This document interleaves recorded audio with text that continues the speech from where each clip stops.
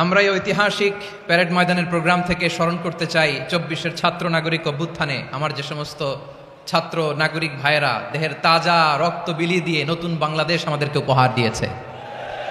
বিশেষ করে আপনাদের এই চট্টগ্রামের শহীদ ফয়সাল, শহীদ ওয়াসিম সহ সকল শহীদকে আল্লাহ তাআলা কবুল করুক, আমরা সবাই পড়ি আমিন। প্রিয় ভাইয়েরা, আমি নগণ্য একজন কোরআনের ছাত্র, এত বিশাল মঞ্চে এত বড় প্ল্যাটফর্মে কথা বলা আমার জন্য সাজে না। তারপরও আমাদের মুরব্বীরা আমাদের ডানে বায়ে বসে আছেন, ওনাদের আদেশক্রমে ওনাদের অনুমতিক্রমে কিছু কথা আজকের এই ঐতিহাসিক প্রোগ্রামে আপনাদের সামনে উপস্থাপন করার চেষ্টা করব। ওমা তৌফিক ইল্লা বিল্লাহ। প্রিয় ভাইয়েরা, 5 দিন ব্যাপী এই তাফসিরুল কোরআনের প্রোগ্রামে অনেক ওলামা হযরত কথা বলেছেন। যারা কোরআন সুন্নাহ থেকে আমাদেরকে কোরআনের কথাগুলো শোনালেন, আমরা যেন সেগুলো আমল করতে পারি, আল্লাহ আমাদেরকে তৌফিক দান করুক। শুরুতে আমাদের নিয়তটাকে খালেস করে নেওয়া দরকার। এই যে গ্যাদারিং, এই যে হিউজ শোডাউন, এগুলো যদি আমাদের নিজেদেরকে পরিবর্তন না করে তাহলে এতে কোনো লাভ নাই। জোরে বলেন ঠিক কিনা? এই প্রোগ্রাম যদি আমাদের জীবনকে পরিবর্তন করে, আমাদের চিন্তার ডিএনএ কে চেঞ্জ করে দেয়, তাহলেই চট্টগ্রামের প্যারেড ময়দান সার্থক। আসুন আমরা চিন্তাকে খালেস করে নেই। আমরা সবাই নিয়ত করি যে যতটুকু কথা আমরা কোরআনের আলোকে শুনবো, আমলের নিয়তে শুনবো ইনশাআল্লাহ। বলেন সবাই। আপনারা সবাই ঠিকঠাক আছেন তো? কখন আসছেন? আপনারা সবাই আসছেন কখন?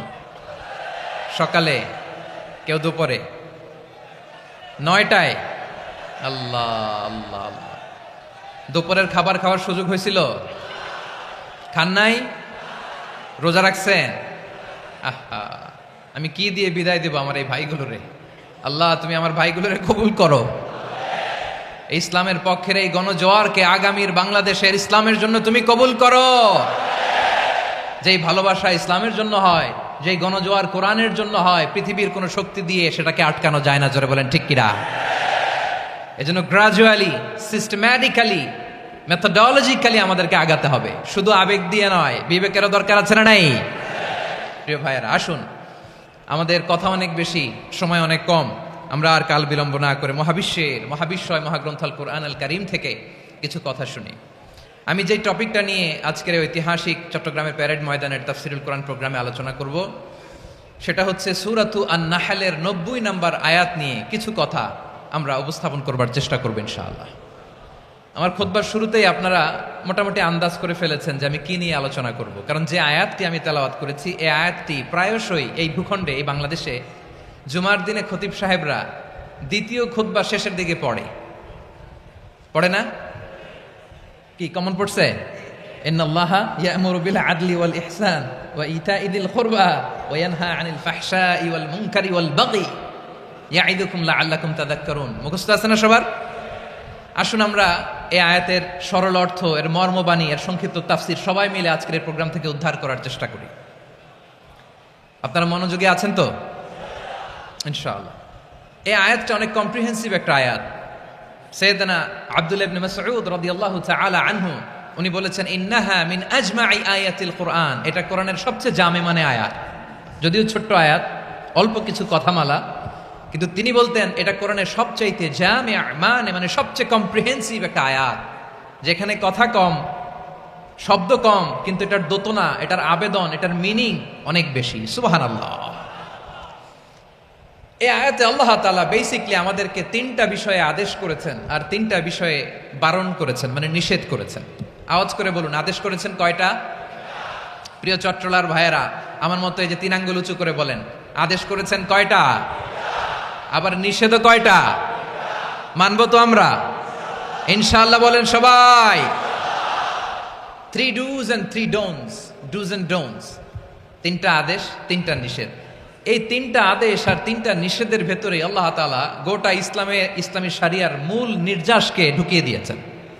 সুবহানাল্লাহ। এই ছোট্ট একটা আয়াতে গোটা ইসলামী শরিয়ার, the gist, the cream of the creams, গোটা ইসলামী শরিয়ার মূল নির্যাসকে আল্লাহ ঢুকিয়ে দিয়েছেন। 3টা আদেশ আর 3টা নিষেধ। আসুন আমরা সরাসরি কোরআন থেকে শুনি, সবাই পড়ুন। আউযু বিল্লাহি মিনাশ শাইতানির রাজীম। বিসমিল্লাহির রহমানির রহিম। ইন্নাল্লাহা ইয়া'মুরু بالعدل والإحسان وإيتاء ذي القربى وينهى عن الفحشاء والمنكر والبغي يعظكم لعلكم تذكرون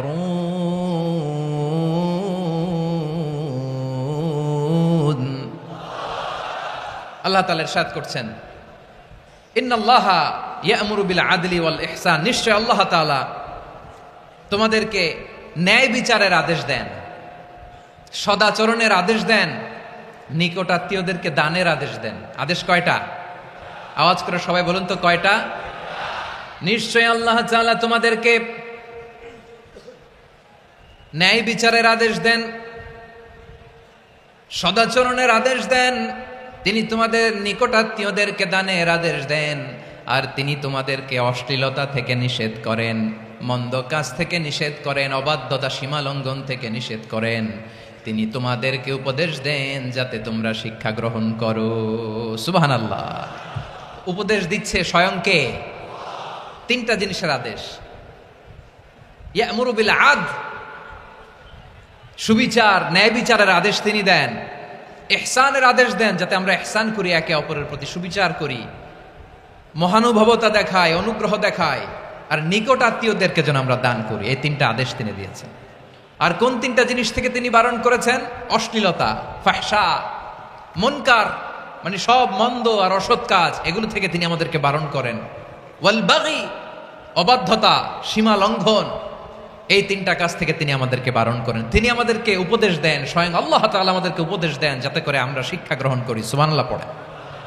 তাহলে আসুন আমরা ধরে ধরে একটা একটা করে সামনের দিকে আগাই। আল্লাহ তাআলা প্রথমে আমাদেরকে আদেশ দিয়েছেন আদালের। ইন্নাল্লাহা ইয়া'মুরু বিল আদল, আওয়াজ করে বলুন আল আদাল। সবাই পড়ুন আল আদাল। আমরা উর্দু জানি, হিন্দি জানি, অনেকে ইংরেজিও জানি, কিন্তু আরবি শব্দগুলো আমাদের মুখ দিয়ে বেরোতে চায় না। আওয়াজ করে বলুন আল আদাল। মাশাআল্লাহ। ইন্নাল্লাহা ইয়া'মুরু বিল আদল, আল্লাহ তাআলা আমাদেরকে আদলের আদেশ দেন। আদল অনেকে না বুঝলেও আদালত শব্দটা বুঝবেন। আদালত, আদালত, আদালত বুঝেন না? যেখানে বিচার কার্যের ফয়সালা করা হয়, কোর্ট কাছারি আদালত, এটা তো ভেরি কমন। এটা শুনছেন না সবাই?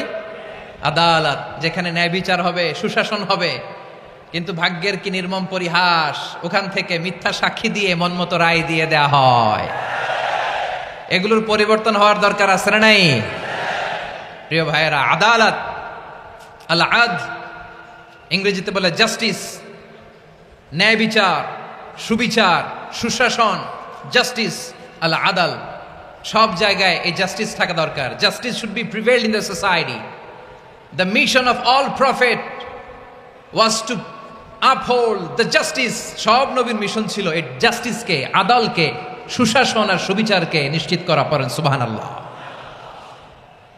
And the core message of every divine scripture was to uphold justice. পৃথিবীর সব আসমানি কিতাবের মূল শিক্ষা ছিল এই জাস্টিসকে সমাজে এনশিওর করা, সুবিচার, সুশাসনকে এনশিওর করা। তাহলে প্রিয় ভাইরা, আমরা বুঝতে পারলাম আল আদল শব্দের মানে হচ্ছে ইনসাফ বা সুবিচার বা ন্যায় বিচার। এটা হচ্ছে একটা general meaning, very general meaning. আপনি যদি ইন ডেপথ বুঝতে চান, আরো ভেতরে যান, তাহলে আদল মানে হচ্ছে সমন্বয়, আদল মানে হচ্ছে ভারসাম্য, ব্যালেন্স। আদল মানে হচ্ছে মধ্যম পন্থা। সুবহানাল্লাহ পড়েন। কারণ সব সময় সমান সমান হইলেই সুবিচার হয় না। কথা কি বুঝতেছেন? ইসলামের দ্য কনসেপ্ট অফ আদল, এটা এমন আদল, এটা সব সময় সমান সমান নয়। যখন সমান সমান দেয়া দরকার, ইসলাম সমান সমান দেয়। যখন ব্যালেন্স করা দরকার, চেক এন্ড ব্যালেন্স, সমন্বয়, ভারসাম্য করা দরকার, তখন ইসলাম ভারসাম্য করে দেয়। এটার নাম আদল। সুবহানাল্লাহ। সহজ করে আপনাদেরকে বুঝাই। যেমন ধরুন, একটা পরিবারের 3 জন সদস্য, স্বামী, স্ত্রী আর সন্তান। তাদের সকালবেলার ব্রেকফাস্টে স্বামীর, সকালের নাস্তায় স্বামীর 3টা রুটি লাগে, স্ত্রীর 2টা লাগে, আর সন্তানের 1টা রুটি লাগে। এখন আমি যদি সমান সমান করে আদল করতে চাই, সবাইকে যদি 3টা করে রুটি দেই, তাহলে স্বামী বেচারার জন্য ঠিক আছে? কি বলেন? কথা কি বুঝতেছেন না কষ্ট হয়ে যাচ্ছে? যদি সমান সমানের নিয়মে আগাই, তাহলে 3টা করে যদি রুটি দেই, স্বামীর জন্য ওকে, কিন্তু স্ত্রীর জন্য 1টা বেশি হয়ে যায়। আর সন্তানের জন্য কয়টা বেশি হয়? আচ্ছা, এই তো বুঝতেছেন। মাশাআল্লাহ। আচ্ছা, দুইটা করে যদি সবাই দেয় সমান সমান নীতিতে, তাহলে স্ত্রীর জন্য, স্ত্রী বেচারির জন্য ঠিক আছে, কিন্তু স্বামীর কয়টা কম পড়ে? আর সন্তানের বেশি হয়ে যায় কয়টা? আচ্ছা, সমান সমান নীতিতে সবাইকে যদি সকালের নাস্তার জন্য একটা করে রুটি দেয়, সন্তানের জন্য ঠিক আছে, কিন্তু স্ত্রী বেচারির কম পড়ে কয়টা? স্বামীর কম পড়ে কয়টা? দুইটা। কথা কি বুঝতেছেন? আর আমি যদি স্বামীকে দেই তিনটা, স্ত্রীকে দেই দুইটা, আর সন্তানকে দেই একটা, তাহলে কারো অপচয় হবে না, যার যতটুকু দরকার ঠিক ততটুকুই কাজে লাগবে। চিল্লায় বলেন ঠিক কিনা? এটাই হচ্ছে ইসলামের আদল, যেখানে যার যতটুকু দরকার তাকে সেখানে ঠিক ততটুকু দিয়ে দেওয়ার নামই হচ্ছে আদল। চিল্লায় পড়েন আল্লাহু আকবার। রব্বুল আলামিন বলেন, ইউসিকুমুল্লাহু ফি আওলাদিকুম লিযযাকারি মিসলু হাযযিল উনসায়াইন। আল্লাহ তোমাদেরকে ওসিয়ত করেন, তোমাদেরকে আদেশ দেন, উত্তরাধিকার সম্পদ যখন বন্টন হবে, ছেলেরা যতটুকু পাবে, মেয়ে পাবে তার অর্ধেক। সুবহানাল্লাহ বলেন। দেখেন, ছেলে যদ্দূর, মেয়ে অর্ধেক, ছেলে ডবল পাবে। আপাত দৃষ্টিতে মনে হয় এখানে অবিচার হয়েছে, কিন্তু আসলে কি অবিচার হয়েছে? আপনি বিয়ের ক্ষেত্রে যান, ওইখানে আবার ছেলে মোহরানা দেয়, মেয়ে সেখানে মোহরানা পায়, তাহলে চেক এন্ড ব্যালেন্স, ভারসাম্য, ব্যালেন্স, মধ্যম পন্থা এখানে আছে না নাই? এটাই হচ্ছে ইসলামের আদল। আল্লাহ তাআলা এই আদলের আদেশ দিয়েছেন, সুবিচার, ন্যায় বিচার, সুশাসন এবং ভারসাম্যের আদেশ দিয়েছেন। প্রিয় ভাইয়েরা, একটি শান্তিময় সমাজ, একটা সমৃদ্ধ সমাজ, একটা মানবিক সমাজ যদি আমরা পেতে চাই, এই আয়াতের মধ্যে যতগুলো পয়েন্ট আছে সবগুলোর বাস্তবায়ন লাগবে। কথা বুঝতে পেরেছেন? বলেন, আওয়াজ করে বলেন, আমরা একটা শান্তির সমাজ চাই কি চাই না? আমরা একটা সমৃদ্ধ বাংলাদেশ চাই কি চাই না? আমরা একটা মানবিক বাংলাদেশ চাই কি চাই না? এই আয়াতে আল্লাহ তাআলা একটা মানবিক সমাজের রূপরেখা টেনেছেন। তার প্রথম কথা হচ্ছে, ইন্নাল্লাহা ইয়ামুরু বিল আদল। আল্লাহ তাআলা তোমাদেরকে আদলের নির্দেশনা দেয়, সুবিচার, সুশাসনের নির্দেশনা দেয়। যে সমাজে আদল থাকে না, সেই সমাজে জুলুম মানুষের ঘাড়ে চেপে বসে। আদলের বিপরীত হচ্ছে জুলুম। আদলের বিপরীত কি? জুলুম বা জাওর, অত্যাচার, অবিচার, বৈষম্য। এই যে বৈষম্য বিরোধী ছাত্র আন্দোলন কমন পড়ছে, এই যে একজন সমন্বয়ক তো দেখা করলো আমার সাথে। জুলুম মানে হচ্ছে বৈষম্য।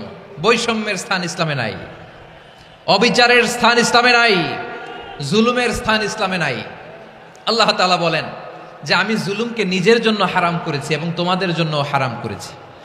বিশ্বনবী ফরমান, আল্লাহ তাআলা বলেন হাদিসে কুদসিতে, ইয়া ইবাদি ইন্নী হারামতু যুলমা আলা নাফসি ওয়া জাআলতুহু বাইনাকুম মুহাররামান ফালা তাযালামু। আমার গোলামেরা শোনো, নিশ্চয় আমি আল্লাহ তাআলা জুলুমকে আমি আমার উপরে হারাম করেছি, অনুরূপভাবে জুলুম করাকে তোমাদের উপরেও হারাম করেছি। ফলে ফালা তাযালামু, তোমরা একে অপরের সাথে জুলুম করো না। নির্দেশনাটা কার? খবরদার, জুলুমের সাথে আমাদের কোনো সম্পর্ক নাই। আল্লাহ তাআলা আদলের আদেশ দিয়েছেন, আদালতের আদেশ দিয়েছেন, সুশাসনের, ন্যায় বিচারের আদেশ দিয়েছেন। ইন্নাল্লাহা ইয়ামুরু বিল আদল। আমাদেরকে আদল প্রতিষ্ঠা করতে হবে। জুলুমের সাথে ইসলামের কোনো সম্পর্ক নাই। আল্লাহ তাআলা জালিমদের জন্য কঠিন শাস্তি প্রস্তুত করে রেখেছেন। যারা এই আদলকে ভুলুণ্ঠিত, কখন রাত কিচ্ছু জানে না, কখন দিন কখন রাত কিছু জানে না, বছরের পর বছর কেটে গিয়েছে। এক্সট্রা জুডিশিয়াল কিলিং এর কোনো হিসাব নাই। বিচার বহির্ভূত হত্যা, এনফোর্স ডিসঅ্যাপিয়ারেন্স, গুম, যেটা সবচাইতে বড় মানবতা বিরোধী অপরাধ। কত মানুষ যে গুম হয়েছে তার কোনো ইয়ত্তা নাই। যেই ফ্যামিলির সদস্য গুম হয়েছে, তারা কি ওই লোকটার জন্য মাগফিরাতের দোয়া করবে নাকি সুস্বাস্থ্যের দোয়া করবে, তারা নিজেরাও জানতো না। কারণ জানে না ও বেঁচে আছে না মরে গেছে। আহা, বিডিআর নওজোয়ানদের যারা ছাড়া পেল দেখলাম, বিনা অপরাধে, কোনো অন্যায় ছাড়া, অপরাধ ছাড়া তাদের জীবন থেকে, তাদের তারুণ্যের, তাদের যৌবনের 15 বছর, 16 বছর, 17 বছর নাই। 6 মাস বয়সের ছোট বাচ্চাকে রেখে জেলে গেছে। 6 মাসের মেয়ে বেরোয় দেখে মেয়ের বয়স 17 বছর। মেয়ে বাবারে চিনে না, বাবা মেয়েরে চিনে না। মেয়েকে এখন বিয়ে দিয়ে আরেক ছেলের হাতে তুলে দিবে। মেয়ের শৈশব বাবা দেখে নাই, মেয়ের কৈশোর বাবা দেখে নাই, মেয়ের তারুণ্য দেখে নাই। আরেক যুবককে দেখলাম 14 বছরের 14 দিনের সংসার, 2 সপ্তাহের সংসার শেষে জেলে গেছে। কত যুবকের যে স্ত্রী চলে গিয়েছে ফ্যামিলি ছেড়ে, কারণ জানে না তো কবে আসবে, কি হবে কেউ জানতো না।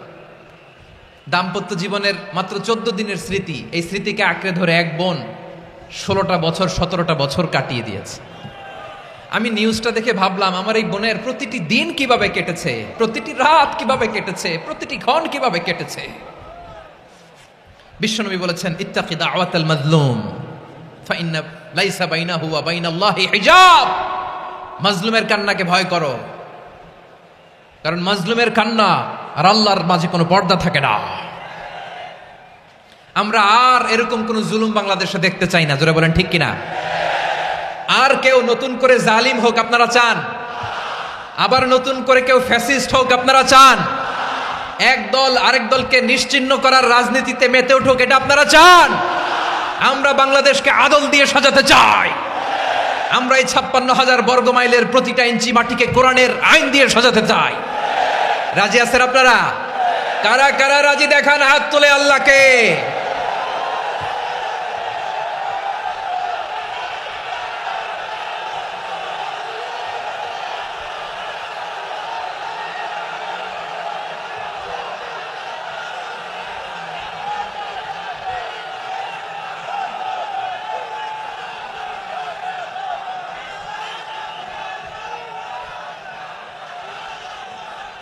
বসুন আমার প্রিয় বীর চট্টলার তৌহিদি মুসলমান, আমরা আর নতুন করে কেউ জালিম হোক এটা চাই না, নতুন করে আবার কেউ ফ্যাসিস্ট হোক আমরা চাই না, এক দল আরেক দলকে নিশ্চিহ্ন করার রাজনীতি করুক আমরা চাই না। আমরা সুশাসনের বাংলাদেশ চাই,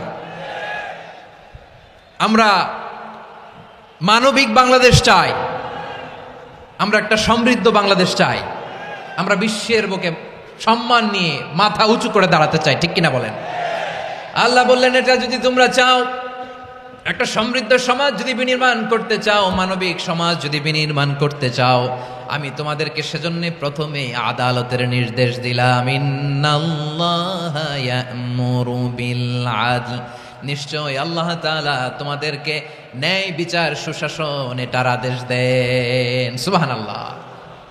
আদাল, ন্যায় বিচারের আদেশ আল্লাহ তাআলা কোরআনের বিভিন্ন আয়াতে দিয়েছেন। আল্লাহ তাআলা বলছেন, ইন্নাল্লাহা ইয়া'মুরুকুম আন তুআদ্দুল আমানাতি ইলা আহলিহা ওয়া ইযা হাকামতুম বাইনান নাসি আন তাহকুমু বিল আদল ইন্নাল্লাহা নি'ম্মা ইয়া'iযুকুম বিহি ইন্নাল্লাহা কানা সামিআন বাসীরা। আল্লাহ তাআলা বললেন, আল্লাহ আদেশ দিচ্ছেন, যে ব্যক্তি আমানতের হকদার তার হাতে তোমরা আমানত পৌঁছে দাও, আর যখন তোমরা বিচার কার্য করবে, বিচার ফয়সালা করবে, আদালতের সাথে করো। সুবহানাল্লাহ বলেন। ওয়া ইযা হাকামতুম বাইনান নাসি আন তাহকুমু বিল আদল, আদালতের সাথে করবা। আল্লাহ তাআলা বলেন, যারা জাজ হবে, বিচারক হবে, তাদের যদি বাদী বিবাদীর কারোর সাথে শত্রুতা থাকে, কারোর সাথে যদি কোনো ধরনের রেষারেষি থাকে, আল্লাহ বলেন বিচার কার্য করতে যে ওই শত্রুতা রেষারেষির কারণে আদালতের বাইরে যে অবিচার করে বিচার করো না। ওয়ালা ইয়াজরিমান্নাকুম শানাআনু কওমিন আলা আল্লা তা'দিলু ই'দিলু হুয়া আকরাবু লিত্তাকওয়া ওয়াত্তাকুল্লাহা ইন্নাল্লাহা খাবীরুম বিমা তা'মালুন। খবরদার কোন জাতির প্রতি, কোন গোষ্ঠীর প্রতি, কোন গোত্রের প্রতি আক্রোশ যেন তোমাদেরকে ন্যায় বিচার থেকে দূরে সরিয়ে না দেয়, বরং আমি আল্লাহর আদেশ হলো ই'দিলু, তোমরা আদল করো, ন্যায় বিচার করো, সুবিচার করো, সুশাসন প্রতিষ্ঠা করো। হুয়া আকরাবু লিত্তাকওয়া, এটাই তাকওয়ার সবচেয়ে কাছাকাছি। সুবহানাল্লাহ বলেন। কোরআনের বিভিন্ন আয়াতে আল্লাহ তাআলা স্পেসিফিকলি ধরে ধরে বিচার করার সময় আমরা যেন আদল করি সেটা বলেছেন। কোরআনের কোন কোন জায়গায় আল্লাহ তাআলা এই আল আদ শব্দটা ব্যবহার করেছেন। আবার একই জিনিস ইনসাফ, সুবিচার, সুশাসন, ন্যায় বিচার, ন্যায় পরায়ণতা বুঝাতে আল্লাহ তাআলা কখনো কখনো আল কিসত শব্দটা ব্যবহার করেছেন। আওয়াজ করে সবাই বলুন আল কিসত। প্রিয় ভাইরা, সবাই আওয়াজ করে আমার সাথে সাথে বলুন আল কিসত। আল্লাহ তাআলা বলেন, ওয়া ইন হাকামতা ফাহকুম বাইনাহুম বিল কিসতি ইন্নাল্লাহা ইউহিব্বুল মুকসিতিন। যখন তুমি বিচার করবে, বিশ্বনবীকে উদ্দেশ্য করে অ্যাড্রেস করে বললেন, নবী হে, ইহুদিরা কোনো বিষয়ে মীমাংসার জন্য যদি আপনার দরবারে আসে, যদি বিচার করতে হয়, খবরদার অবিচার করবেন না। ফয়সালা যেটা করবেন কিসতের সাথে করবেন, ন্যায় পরায়ণতার সাথে করবেন, কারণ ইন্নাল্লাহা ইউহিব্বুল মুকসিতিন, নিশ্চয় আল্লাহ রাব্বুল ইজ্জাত ন্যায় পরায়ণশীলদেরকে বড্ড ভালোবাসেন। সুবহানাল্লাহ বলেন। ন্যায় পরায়ণ লোকদেরকে আল্লাহ তাআলা বড্ড ভালোবাসেন। অন্য আয়াতে আল্লাহ তাআলা বলছেন, وَنَضَعُ الْمَوَازِينَ الْقِسْطَ لِيَوْمِ الْقِيَامَةِ فَلَا تُظْلَمُ نَفْسٌ شَيْئًا। আমি কিয়ামতের দিন ন্যায়পরায়ণতার মানদণ্ড স্থাপন করব, যেটাকে আমরা মিজানের পাল্লা বলি। আল্লাহ বলেন, ন্যায় বিচারের মানদণ্ড কিয়ামতের ময়দানে আমি আল্লাহ স্থাপন করব। সেদিন কারো প্রতি বিন্দু পরিমাণ, এক চুল পরিমাণ অবিচার করা হবে না, কোনো বিচার করা হবে না। সেদিন সুশাসন হবে, সুবিচার হবে, ন্যায় পরায়ণতার সাথে বিচার হবে। আওয়াজ করে পড়েন আল্লাহু আকবার। তাহলে প্রিয় ভাইরা, যে তিনটি বিষয়ে আল্লাহ তাআলা আমাদেরকে আদেশ দিয়েছেন, তার প্রথমটা হচ্ছে আদালত, ইনসাফ, সুবিচার, ন্যায় বিচার। এটা আমরা চাই কি চাই না? বিশ্বনবী ন্যায় বিচার, ন্যায় পরায়ণতা, সুশাসন প্রতিষ্ঠিত করেন কি করেন নাই? আপনারা বিশ্বনবীর সিরাত যারা পড়েছেন, আপনি দেখবেন বিশ্বনবীর সিরাতের পরতে পরতে, বাকে বাকে, সিরাতের বাকে বাকে এই আদালতের নমুনা মেলে। সুবহানাল্লাহ বলেন। ছোট্ট একটা নমুনা রাসূল সাল্লাল্লাহু আলাইহি ওয়াসাল্লামের আসসিরা আল আতরা থেকে ছোট্ট একটা নমুনা আপনাদের খেদমতে এখানে উপস্থাপন করি। বিশ্বনবী সাল্লাল্লাহু আলাইহি ওয়াসাল্লাম মক্কা বিজয় করলেন ৮ম হিজরিতে। মক্কা বিজয় শেষে তিনি কয়েক সপ্তাহ মক্কাতে অবস্থান করলেন। ইন দ্য মিন টাইম মক্কার একটা ভেরি প্রেস্টিজিয়াস এন্ড ডিগনিফাইড ফ্যামিলির নারী চুরিতে ধরা পড়ল। কিসে ধরা পড়ল? সবাই বলেন কিসে? আমাদের সমাজে আসেনি এটা? আছে? ছোট না বড়?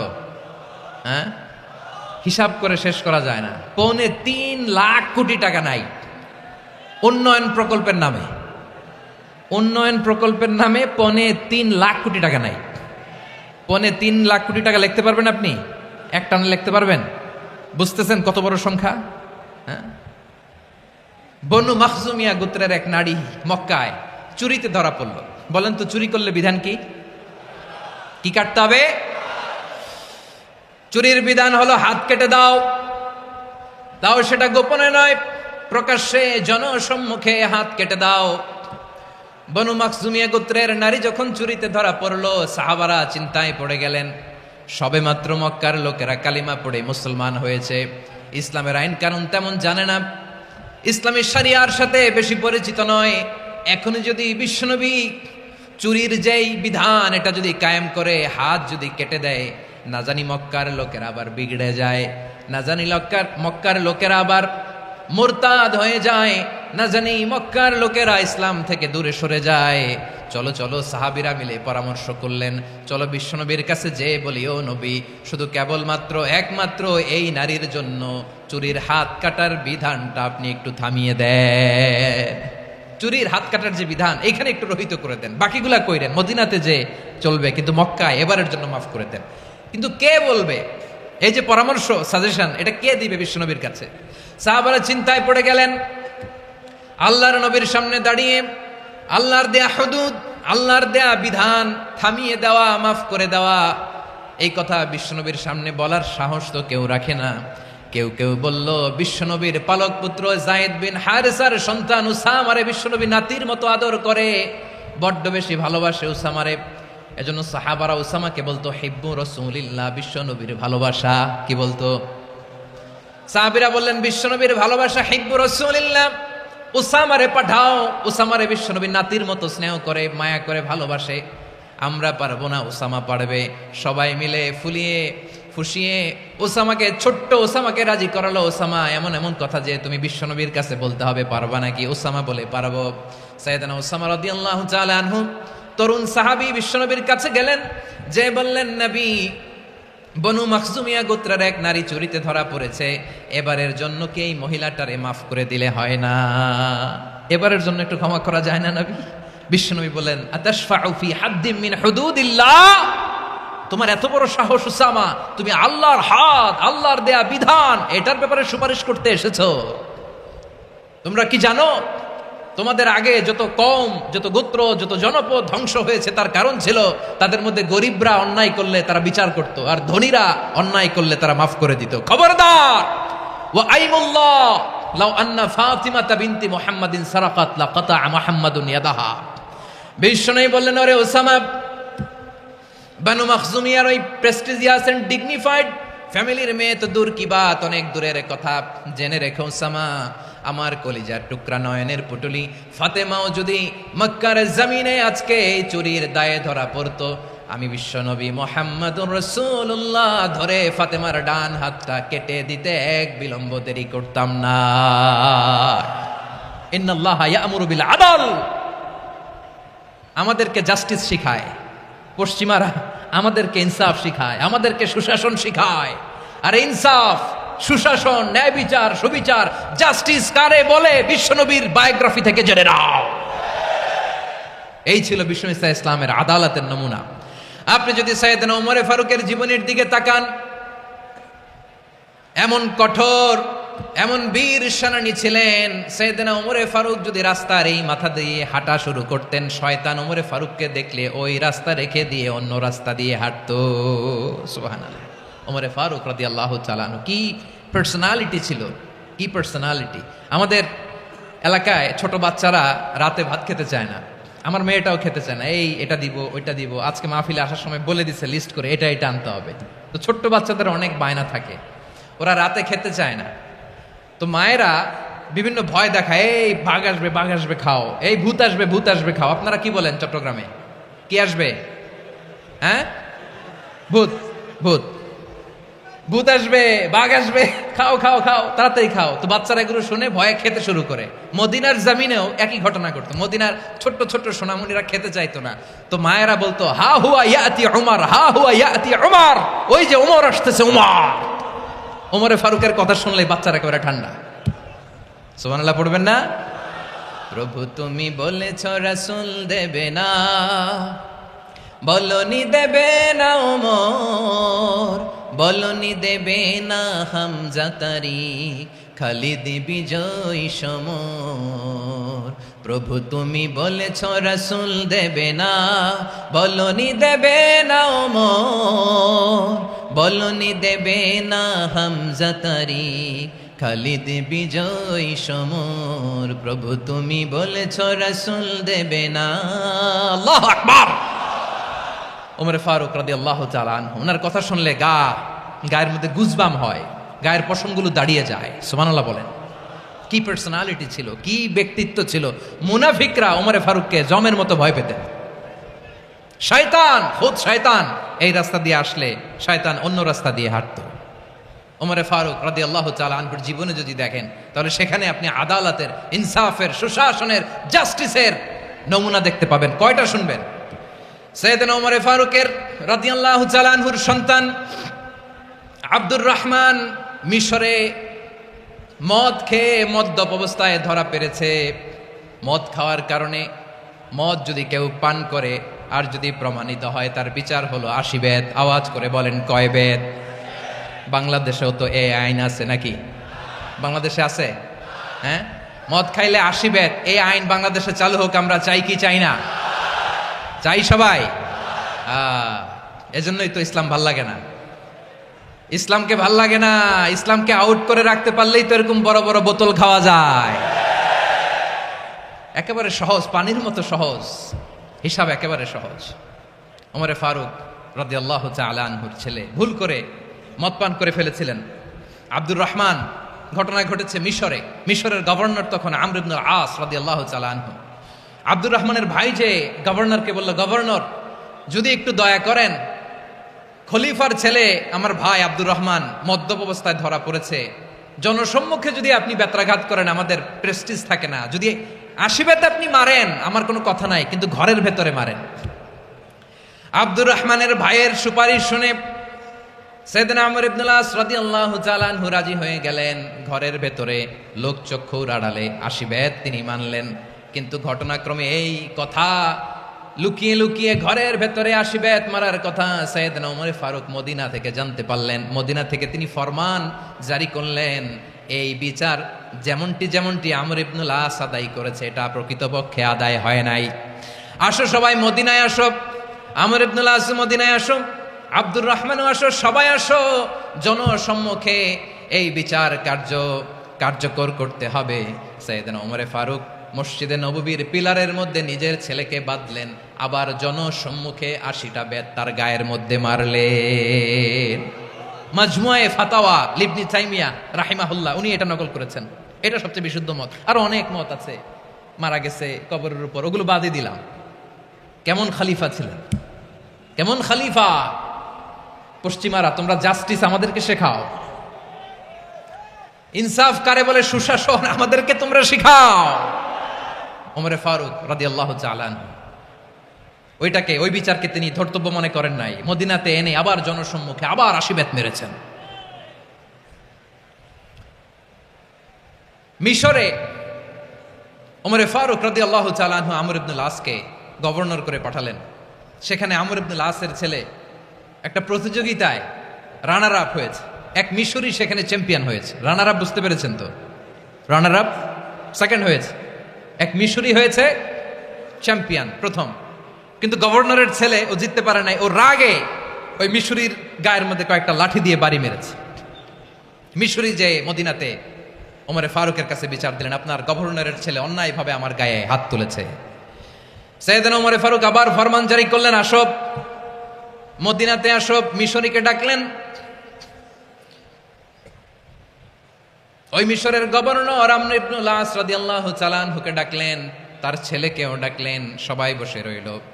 আমর ইবনুল আস রাদিয়াল্লাহু তাআলা আনহু মাথা নিচু করে বসে আছেন, লজ্জায় কাচুমাচু। হায় হায়, আজকে আমার ছেলের কারণে আমিরুল মুমিনিন খলিফাতুল মুসলিমিন ওমর ফারুকের কাছে আমি জনসম্মুখে লজ্জিত হচ্ছি।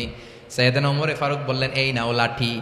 গভর্নরের ছেলে তোমার মাথার মধ্যে যতগুলো বাড়ি মেরেছে, আজকে জনসম্মুখে তুমি অতগুলা বাড়ি মারো।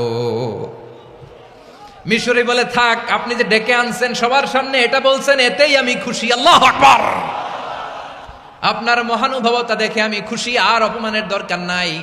ওমর ফারুক বলে, না, খবরদার, এই কথা মিশরি তুমি বলো না, মারো, যতগুলা বাড়ি মেরেছে মারো। বাধ্য হয়ে মিশরি আমর ইবনুল আসের সামনে ওনার কলিজার টুকরা সন্তানের মাথার মধ্যে বাড়ি মারতে আরম্ভ করলেন। ঠিক যতগুলা বাড়ি গভর্নরের ছেলে আমর ইবনুল আসের ছেলে মিশরীর গায়ে মেরেছিল, মাথায় মেরেছিল, মিশরি গুনে গুনে ততটা মারলেন। এই দৃশ্য দেখে ওমর ফারুক রেগে মেগে আগুন, রাগের চোটে রাগ সামলাতে না পেরে আর নিজেকে সামলাতে না পেরে মিশরীরে বললেন, ছেলেরে মারা শেষ হয়ে গেলে এবার বাবার টাক মাথার মধ্যে কয়েকটা বাড়ি মার। রাগের চোটে, আউট অফ অ্যাঙ্গার, রাগের চোটে, যে আমার পাঠানো গভর্নর আমর ইবনুল আস তার ছেলেকে কেন আদব তারবিয়া কেন শিক্ষা দিতে পারে না।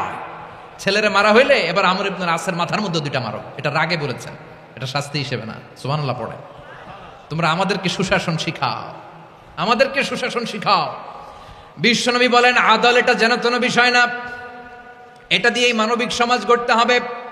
আল্লাহ তাআলা কিয়ামতের কঠিন ময়দানে, যেদিন স্বামী স্ত্রীকে চিনবে না, স্ত্রী স্বামীকে দেখে পালিয়ে যাবে, বন্ধু বন্ধুরে চিনবে না, পীর সাহেব মুরিদরে চিনবে না, মুরিদ পীর সাহেবরে চিনবে না, দলের কর্মী তার নেতারে চিনবে না, নেতা তার কর্মীরে চিনবে না, বন্ধু বন্ধুরে দেখে পালাবে। এই কঠিন মুহূর্তে সূর্যটা মাথার কাছে চলে আসবে, জমিনটা তামার জমিন হবে। আজকের জমিনের মতো নয়। মানুষ ঘর্মাক্ত, ক্লান্ত, শ্রান্ত মাথার মগজগুলো কানের ছিদ্র আর নাকের ছিদ্র দিয়ে বেয়ে বেয়ে পড়বে। বিশ্বনবী ফরমান, কিয়ামতের ওই কঠিন ময়দানে 7 শ্রেণীর ব্যক্তিকে রব্বুল আলামিন তার আরশের নিচে ছায়া দিবেন। তার মধ্যে প্রথম শ্রেণীর ব্যক্তি হলো ইমামুন আদিল। ইমামুন আদিল, ন্যায়পরায়ণ শাসক, যে ইনসাফের সাথে বিচার করে, যে জাস্টিস সমাজে সার্ভ করে, যে সুশাসন নিশ্চিত করে, ওই ইমামুন আদিল। আদিল শব্দটা বুঝছেন না? ইন্নাল্লাহা ইয়া'মুরু বিল আদল, পাইছেন? আদিল। 7 শ্রেণীর ব্যক্তিকে আল্লাহ তাআলা সুশীতল আরশের নিচে ছায়া দিবেন, যেদিন তার দেয়া ছায়া ছাড়া কোনো ছায়া থাকবে না। এর প্রথম হচ্ছে ইমামুন আদিল, ন্যায়পরায়ণ শাসক। চিল্লায় বলেন সুবহানাল্লাহ। আবার বিশ্বনবী বললেন, ইন্নাল মুকসিতিনা ইনদাল্লাহি আলা মানাবিরা মিন নূর আন ইয়ামিনির রহমান। কিয়ামতের দিন যারা ন্যায় পরায়ণ হিসেবে আল্লাহর সামনে দাঁড়াবে, কিয়ামতের দিন রব্বুল আলামিন তার আরশের ডান দিকে ওই ন্যায় পরায়ণ লোকদের জন্য আরশের ডান দিকে একটা নূরের মিম্বারে তাদেরকে বসার সুযোগ করে দিবে। আল্লাহর আরশের ডান দিকে ন্যায় পরায়ণ লোকদের জন্য আল্লাহ তাআলা নূরের মিম্বার বানাবে। তার ঠিকানে কথা মনে করেছেন? আল আদাল, জাস্টিস। ইন্নাল্লাহা ইয়া'মুরু বিল আদল। আল্লাহ তাআলা এই আদালতের নির্দেশনা দেয়, সুবিচার, সুশাসন। প্রিয় ভাইয়েরা, এটা আমরা বাংলাদেশে চাই কি চাই না? এই যে অরাজকতা, এই যে অন্যায়, এই যে জুলুম, এই যে ইনকনসিস্টেন্সি, সমাজের অসঙ্গতির প্রধান কারণ জাস্টিস নাই, সুবিচার নাই, সুশাসন নাই। শেষবারের মতো আওয়াজ করে বলেন তো, আমরা বাংলাদেশে আদল চাই কি চাই না? তাহলে প্রথম নির্দেশনা শেষ, আল্লাহ তাআলা তোমাদেরকে আদলের আদেশ দেন। এরপরে আল্লাহ বললেন, আমি তোমাদেরকে ইহসানের আদেশ দেই। ইন্নাল্লাহা ইয়া'মুরু বিল আদলি ওয়াল ইহসান। আমি তোমাদেরকে যেমনি আদলের নির্দেশনা দেই, তেমনি ভাবে তোমাদেরকে ইহসানের নির্দেশনা দেই। ইহসান, আওয়াজ করে সবাই বলেন তো ইহসান। সবাই বলেননি, সবাই বললে এতটুকু আওয়াজ হবে আমি বিশ্বাস করি না। আওয়াজ করে বলুন আল ইহসান। ইহসান মানে কারো প্রতি সফট হার্টেড হওয়া, মহানুভব হওয়া, অনুগ্রহ পরায়ণ হওয়া, অনুগ্রহশীল হওয়া, একে অপরের প্রতি দয়াদ্র হওয়া। একে অপরের প্রতি দয়াদ্র, অনুগ্রহশীল হওয়া ছাড়া মানবিক সমাজ কশিনকালেও গঠন করা সম্ভব না। প্রিয় ভাইয়েরা, সুন্দর আচরণ দিয়ে, ইহসান দিয়ে যা জয় করা যায়, নরম আচরণ দিয়ে যেটা অর্জন করা যায়, কঠোরতা দিয়ে সেটা পারা যায় না। বিষ্ণু ঈসা ইসলাম ইহসান দিয়ে, কোমল আচরণ দিয়ে, তার অনুগ্রহ দিয়ে তিনি অনেক কাফিরের হৃদয়কে জয় করে ফেলেছেন। সাইয়েদনা সুমামা ইবনে উসাল রাদিয়াল্লাহু তাআলা আনহুর কথা মনে পড়ে যায়। তিনি ছিলেন ইয়ামামার বাদশা। মদিনাতে বিশ্বনবীকে হত্যা করার নিয়তে এসেছিলেন। গোপনে গোপনে বিশ্বনবীকে হত্যা করে আবার ইয়ামামাতে তিনি ফিরে যাবেন। কিন্তু কি অবাক করা কাণ্ড, হত্যা করতে পারে নাই, সাহাবাদের হাতে তিনি ধরা পড়ে গেলেন। সাইয়েদনা সুমামা ইবনে উসাল রাদিয়াল্লাহু তাআলা আনহু হত্যার নিয়তে আসলেন, কিন্তু হত্যা করতে পারলেন না। সাহাবারা ওনাকে ধরে ফেললেন, ধরে মসজিদে নববীর পিলারের মধ্যে বেঁধে রাখলেন। সুমামা ইবনে উসাল, সিরাত থেকে শুনে, সিরাত থেকে শোনাচ্ছি, রাদিয়াল্লাহু তাআলা আনহু ইয়ামামার অধিপতি ছিলেন। ইয়ামামা বিশ্বনবীকে হত্যার জন্য আসছেন, ধরা পড়ে গেছেন, এখন মসজিদে নববীতে বেঁধে রাখছে, তার মানে বন্দী। তো এখন স্ট্যাটাস কি? বন্দী, ক্যাপটিভ। তো বিষ্ণু ঈসা ইসলাম সাহাবাদেরকে বললেন, তার খোঁজ খবর নিও, সুমামা ইবনে উসালের খোঁজ খবর নিও। সাহাবারা বলেন, ইয়া রাসূলুল্লাহ, আপনাকে হত্যা করতে এসেছে, তার তো কঠিন ক্যাপিটাল পানিশমেন্ট হওয়া দরকার, কঠিন শাস্তি হওয়া দরকার। বিশ্বনবী বললেন, না, আমি যেটা জানি তোমরা সেটা জানো না, তোমরা সুমামার সাথে ভালো আচরণ করো। বিশ্বনবী সুমামার কাছে গেলেন। প্রথম দিন যে তিনি কালেমার দাওয়াত দিলেন, ইমানের দাওয়াত দিলেন, ইসলামের দাওয়াত দিলেন, রিসালাতের দাওয়াত দিলেন, আখিরাতের দাওয়াত দিলেন। পরের দিন যে বিশ্বনবী সালাতের দাওয়াত দিলেন, যাকাতের দাওয়াত দিলেন, ইসলাম কি, কিভাবে, কেমন করে পালন করতে হয় চমৎকার আর্টিকুলেট করতে শুরু করলেন। তন্ময় হয়ে সুমামা ইবনে উসাল রাদিয়াল্লাহু তাআলা আনহু বিশ্বনবীর কথাগুলো শুনতে আরম্ভ করলো। একদিন নয়, 2 দিন নয়, টানা 3 দিন বিশ্বনবী সুমামার কাছে ইসলামকে প্রেজেন্ট করেছেন, উপস্থাপন করেছেন। আওয়াজ করে বলেন, কয় দিন? 3 দিন। 3 দিন মসজিদে নববীতে বাধা। আর সাহাবীদেরকে বললেন, তার খোঁজ খবর নিও, তোমরা যে রুটি বানাও এর মধ্যে সবচেয়ে ভালো আটার রুটিটা তারে দিও, সবচেয়ে রিফাইন্ড খেজুর, যেটা পিওর খেজুর, এটা তারে দিও। আর বিশ্বনবী নিজের উট থেকে দুধ দহন করে ওনার বাড়ির এক কর্মচারীকে বলেছেন, দুধ দহন করে সুমামার জন্য নিয়ে যেও। সুবহানাল্লাহ পড়বেন না? সবাই তো অবাক, ইয়ামামা থেকে আসছে নবীকে হত্যা করতে, বিশ্বনবী দেখে তারে জামাই আদর করে, তাকে মজার মজার খাবার দিও, দুধ দিও, আদর আপ্যায়ন করো। 1 দিন নয়, 2 দিন নয়, টানা 3 দিন বিশ্বনবী এভাবে সুমামার কাছে যেয়ে যেয়ে ইসলামকে প্রেজেন্ট করতে আরম্ভ করলেন, ইসলামকে উপস্থাপন করতে শুরু করলেন। আর তাকে চমৎকার এন্টারটেইনমেন্ট, আপ্যায়ন দিতে আরম্ভ করলেন। টানা 3 দিন যখন ইসলামের দ্য বিউটিজ অফ ইসলাম, ইসলামের সুমহান বাণী, সৌন্দর্য তার কাছে উপস্থাপন শেষ, তাকে আপ্যায়ন শেষ, বিশ্বনবী বললেন সাহাবেদেরকে, যাও এবার সুমামার হাতের পায়ের রশি দুটো খুলে দাও। তারা বললেন, ইয়া রাসূলুল্লাহ, কি বলেন আপনি? ও তো হত্যাকারী, সুযোগ পায় নাই, আপনারে মারতে পারে না, এই ছেড়ে দিলে আবার ও আপনার উপর তলোয়ার নিয়ে ঝাঁপিয়ে পড়বে। নবী, এই সিদ্ধান্ত আপনি নিতে যাবেন না। বিশ্বনবী বললেন, যেটা বলেছি সেটা করো, সুমামার রশিগুলো ছেড়ে দাও। সুমামার হাতে পায়ের রশিগুলো যে তোমরা খুলে দাও। সাহাবারা তর্ক জুড়ে দিলেন, লা ইয়া রাসূলুল্লাহ, এমনটা করবেন না, তো ভয়ঙ্কর ভয়ঙ্কর খুনি, কি জানি কি হয়ে যায়। বিশ্বনবী বললেন, না, তার হাতে পায়ের রশিগুলো খুলে দাও। সাহাবারা বিশ্বনবীর কথা মতো তার হাতে পায়ের রশিগুলো খুলে দিল। সুমামা মুহূর্তের মধ্যে মসজিদে নববী থেকে বের হয়ে ইয়ামামায় ফিরে না যে মসজিদে নববীর পাশে একটা খেজুর বাগান ছিল, সেখানে চলে গেলেন। সেখানে একটা ছোট্ট কুয়া ছিল, কুয়ার পানি দিয়ে তিনি গোসল করলেন। সুবহানাল্লাহ পড়েন। কুয়ার পানি দিয়ে গোসল করে মসজিদে নববীর সামনে এসে বিশ্বনবী এবং সাহাবাদের সামনে দাঁড়িয়ে সাব্বাবা উঁচু করে বললেন, আশহাদু আল্লা ইলাহা ইল্লাল্লাহ ওয়া আশহাদু আন্না মুহাম্মাদান আবদুহু ওয়া রাসূলুহু। আল্লাহু আকবার। আমি সাক্ষ্য দিচ্ছি আল্লাহ ছাড়া কোনো ইলাহ নাই, আর মুহাম্মদ আল্লাহ তাআলার প্রেরিত বান্দা এবং রাসূল। প্রিয় ভাইরা, ইহসান দিয়ে যা জয় করা যায়, কঠোরতা দিয়ে সেটা কঠিনকালেও জয় করা যায় না। আওয়াজ করে বলেন ঠিক কি না? এবার সুমামা দাঁড়িয়ে বলে, ওগো নবী, আমি তো কালিমা পড়ে মুসলমান হয়ে গেলাম, এবার শোনেন, এই মুহূর্তের আগে আপনার চেহারার চাইতে নিকৃষ্ট কোনো চেহারা আমার কাছে ছিল না, কিন্তু শাহাদা পাঠ করার পরে আপনার চেহারার চাইতে উত্তম শ্রেষ্ঠ কোনো চেহারা আমার কাছে আর নাই। ও নবী, আজকের দিনের আগে ইসলাম ধর্মের চেয়ে নিকৃষ্ট অপছন্দনীয় কোনো ধর্ম আমার কাছে ছিল না, কিন্তু এই মুহূর্ত থেকে ইসলামের চেয়ে সেরা শ্রেষ্ঠ পছন্দনীয় কোনো ধর্ম আমার কাছে নাই।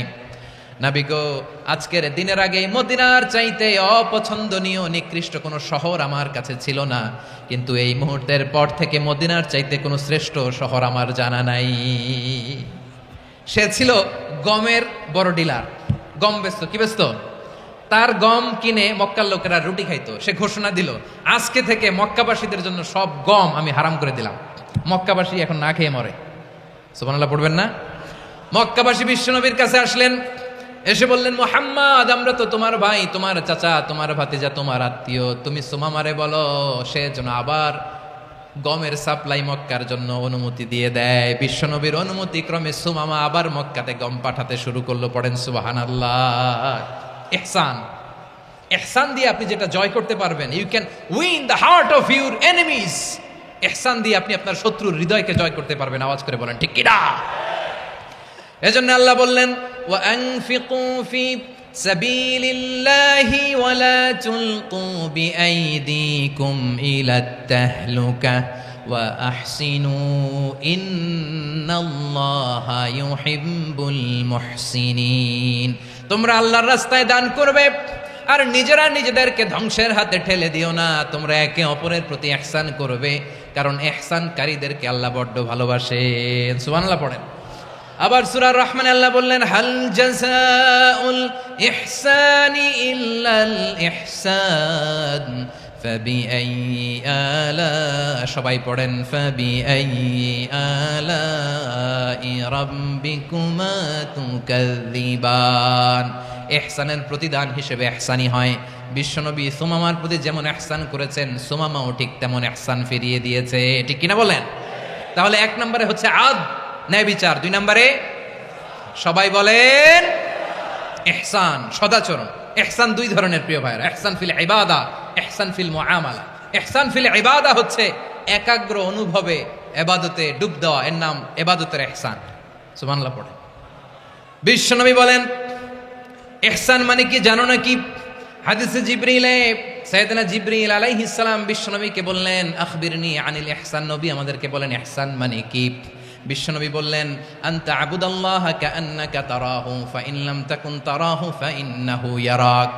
ইহসান মানে হলো এমন ভাবে তুমি আল্লাহর সামনে নিজেকে উজাড় করে ইবাদত করবে, তুমি ভাববে তুমি আল্লাহকে দেখতে পাচ্ছ। আর এটা যদি ভাবা তোমার জন্য কঠিন হয়ে যায়, অন্তত এতটুকু তুমি ভাববা যে আল্লাহ তোমাকে দেখতে পাচ্ছেন। ঠিক কিনা বলেন? ও আমার বীর চট্টলার ভাইয়েরা, কেউ যেটা দেখে না সেটা দেখে কে? এই বিশ্বাস হৃদয়ের মধ্যে আছে? নামাজে যখন দাঁড়ান এই ফিলিংসটা আনা যাবে? হ্যাঁ, এশার সালাত তো এখনো হয় নাই না? আলোচনা শেষে এশার সালাত এখানে অনুষ্ঠিত হবে, তাই না? আচ্ছা বলুন তো, আমরা এশার সালাত পর্যন্ত বেঁচে থাকবো এই গ্যারান্টি আছে কার কার? হাত তোলেন। কয়েকজন হাত তুলছে পেছনে, না বুঝে তুলে ফেলছে।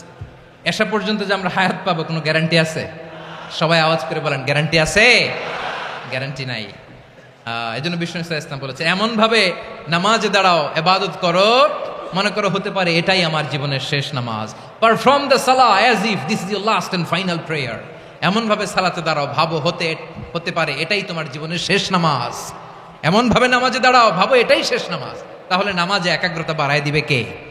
ফলে ইবাদতের ইহসান আমাদের অর্জিত হবে। আর মুআমালাতে ইহসান হলো, বিশ্বনবী বলেন, ইন্নাল্লাহা তাবারাকা ওয়া তাআলা কাতাবাল ইহসানা আলা কুল্লি শাই, ফাইদা কাতালতুম ফাআহসিনুল কিতলা ওয়া ইদা যাবাহতুম ফাআহসিনুয যাবহা ওয়ালিয়ুহিদ্দা আহাদুকুম শাফরাতাহু ওয়ালিয়ুরিহ যাবিহাতাহু। ইহসান দুই ধরনের, আওয়াজ করে বলতে হবে। কয় ধরনের? সবাই বলুন আওয়াজ করে, কয় ধরনের? একটা হচ্ছে ইহসান ফিল ইবাদা, ইবাদতে ইহসান। ইবাদতে ইহসান কি? একাগ্র অনুভব দিয়ে ইবাদত করা, মন প্রাণ দিয়ে ইবাদত করা। আর মুআমালাতে ইহসান কি? সব কাজে, দৈনন্দিন কাজে, কর্মে, সামাজিক অ্যাক্টিভিটিতে কোমলতা প্রদর্শন করা, অনুগ্রহের সাথে সবকিছু করা। আল্লাহ তাআলা ইন্নাল্লাহা তাবারাকা ওয়া তাআলা কাতাবাল ইহসানা আলা কুল্লি শাই, তিনি সব কিছুর ব্যাপারে ইহসানকে আবশ্যক করেছেন। সবকিছুতে মুমিনের সব কাজে ইহসানের পরশ থাকবে। ওয়া ইযা কাতালতুম ফাহসিনুল কিতলা, বিশ্বনবী বলেন, তুমি যখন কাউকে হত্যা করো ইহসানের সাথে করো। সুবহানাল্লাহ পড়বেন না? যখন হত্যা করো তখনও ইহসানের সাথে। আচ্ছা হত্যা করবো, আবার ইহসান আসবে করতে করে, তো মেরেই ফেলবো আমি। আল্লাহ, ও ভাই একজন খুন করেছে, খুনি, রাষ্ট্রীয় আইনে তার শাস্তি হয়েছে ডেথ পেনাল্টি, মৃত্যুদণ্ড। এখন মৃত্যুদণ্ড দেখে আপনি যেমনি মন চায় তেমনি মারবেন লোকটারে? ওর নাক কেটে ফেলতে পারবেন? ওর কান কাটতে পারবেন? ওর চোখ উপড়ে ফেলতে পারবেন আপনি? যেমন মন চায় তার অঙ্গহানি করা যাবে না। ইহসানের সাথে তাকে হত্যা করো। সুবহানাল্লাহ, this is Islam, this is the true essence of Islam. ওয়া ইযা যাবাহতুম ফাহসিনুয যাবহা, যখন জবাই করবে তখনও ইহসানের সাথে জবাই করো। করব জবাই, ওইখানেও নাকি ইহসান। আচ্ছা কুরবানির দিন আমরা পশুগুলোরে কি করি বলেন সবাই আওয়াজ করে? জবাই। জবাই মানে তো এটার মেরেই ফেলতেছি, একটু পরে তো টুকরো টুকরো করে গোশতগুলো খাবো, এটা তো খাবো, এটা তো মেরেই ফেলবে। বিষ্ণু বলে না, জবাইয়ের মধ্যেও মুমিনের জবের ভেতরেও ইহসানের